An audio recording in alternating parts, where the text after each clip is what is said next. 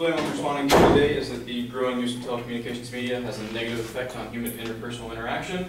The advocate's secondary claims were that telecommunications take up time that could be used spending with friends and engaging in face-to-face conversation.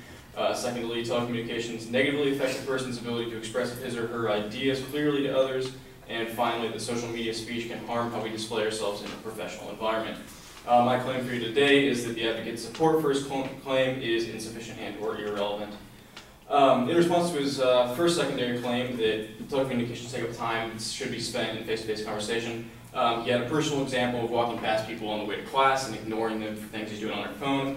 I don't find this support very sufficient. It's a personal example. There's not statistics of this happening a lot or expert testimony showing that this is negatively affecting those relationships. And furthermore, if this is the example he chose, the time you're spending walking to class that you're losing in theory is not really a valuable source of time that you'd be spending with others anyway. He goes on to say, also supporting that first claim, that people are spending more time online. The support is also not sufficient. There seems to be a problem with his reasoning because the advocate failed to prove or attempt to prove that spending time online takes away time spent with others. For example, they're not necessarily exclusive activities, and if I spend more time online, that time could be coming out of time I would spend by myself anyway. As a way of investigating this a little more, I took a look at the American Time Use Survey, and it shows that from 2003 to 2011, time spent in the socializing and communicating category did drop by an average of 9 minutes per day. However, time spent on telephone, mail, email, personal messaging also dropped by 2 minutes. Things that increased were things like TV and work. So while people might not be spending as much time together, I think its causality is incorrect, and it's not the fault of telecommunications. In response to his second claim about telecommunications media negatively affecting a person's ability to express his or her ideas clearly to others, neither of the supports for the claim really have sufficient evidence. Both are kind of lacking statistics or relevant testimony. Again, it's a personal claim of people not being able to understand each other when people are using abbreviations and lingo from text messaging. I think that this claim is overreaching because in a worst case scenario, using that kind of language or texting may cause people to use worse grammar or informal language, but these things don't inhibit the expression of ideas. I'm sure that if I was talking to somebody and I slipped in something I might say a text message and they didn't understand me, I would still be able to back up, explain what I meant, and move on. In response to his third claim about social media speech harming how we display ourselves in a professional environment, the third claim doesn't really seem very relevant to the main claim. The advocate says that people don't get hired because of what they post on Facebook, but he doesn't explain how that negatively affects human interpersonal interaction. I don't think it belongs in this argument. And finally, I'd like to challenge his definition of interpersonal. He seemed to imply that interpersonal interaction only happens in person, but he didn't provide a definition that made that clear.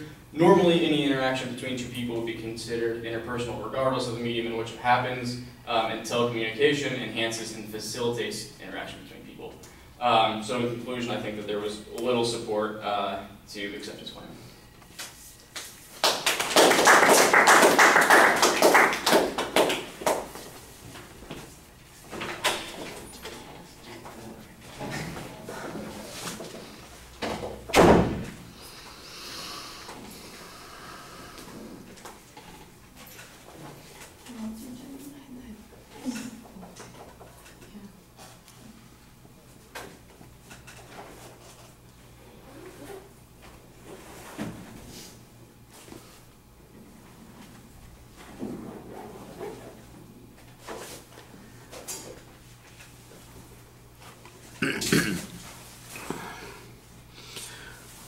All right, the structure's set up. You basically are taking a perspective that suggests that the advocate either failed to prove their point or the points that they were proved were not relevant to the main point.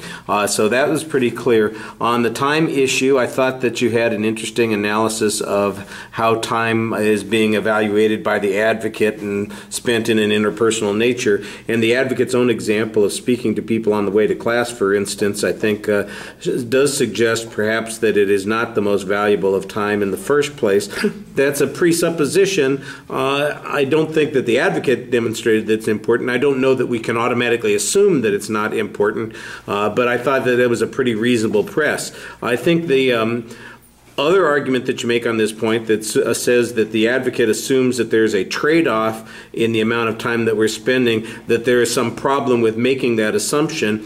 I thought that was a stronger argument, and you had some data on it that also worked pretty well. The notion, for instance, that we spend less time interacting, 9 minutes a day, I thought that was interesting. The follow-up, though, is also interesting. We've decreased the amount of use of phone time and online time 2 minutes a day in that same time period. So in essence, it seems to suggest that the reasons for our not engaging in this communication that the advocate thinks is so important doesn't have anything to do with the technology that we're talking about, but with other things like you mentioned, television. So I thought that that was a good counterclaim, and that was a good piece of evidence that responded to that particular point.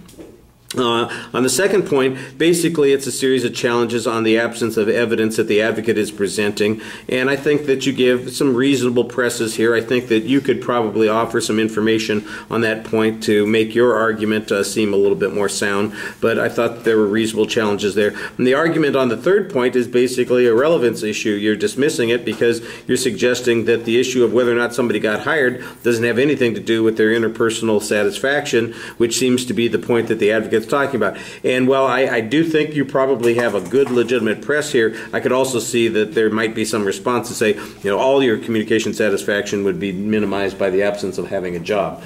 So I think it's an interesting point. I don't know that the advocate presented something that was convincing. I think that you have a good challenge here, but how I'm supposed to weigh it, I'm not quite sure.